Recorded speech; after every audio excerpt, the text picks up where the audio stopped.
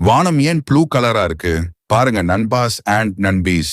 நம்ம டெய்லி பார்க்குற ஸ்கை ஏன் ப்ளூ கலரா இருக்குன்னு யோசிச்சிருக்கீங்களா?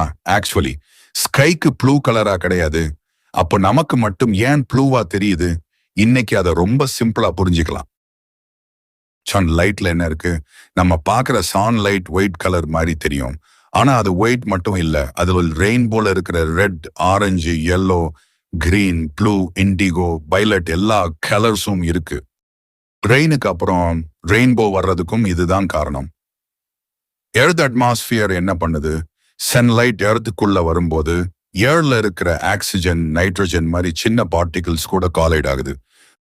அப்போ லைட் எல்லா டைரக்ஷன்லயும் ஸ்கேட்டர் ஆகுது. ப்ளூ கலர் லைட்டோட வெவல் லென்த் ரொம்ப ஷார்ட். அதனால அது மற்ற கலர்ஸை விட அதிகமா ஸ்கேட்டர் ஆகுது.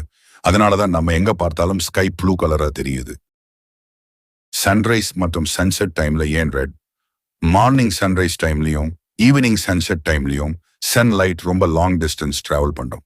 அந்த டைம்ல ப்ளூ லைட் ஆல்மோஸ்ட் எல்லாமே ஸ்கேட்டர் ஆயிடும். லாஸ்ட்ல ரெட், ஆரஞ்சு லைட் மட்டும்தான் நம்ம ஐஸ்க்கு ரீச் ஆகும்.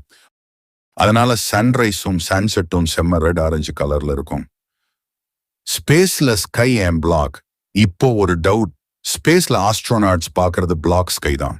ஏன்னா அங்க எர்த் மாதிரி அட்மாஸ்பியர் இல்ல. அட்மாஸ்பியர் இல்லைன்னா லைட் ஸ்கேட்டர் ஆகாது. அதனால ஸ்பேஸ்ல ஸ்கை பிளாக் கலரா தெரியும்.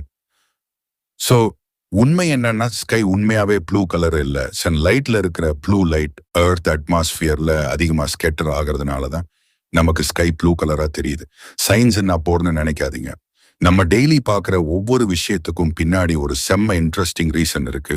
இந்த மாதிரி நாலேஜ் வீடியோஸ் பிடிச்சிருந்தா என்னோட பார்வை சேனலை சப்ஸ்கிரைப் பண்ணுங்க. நெக்ஸ்ட் வீடியோல இன்னொரு இன்ட்ரெஸ்டிங் ஃபேக்டோட சந்திப்போம்.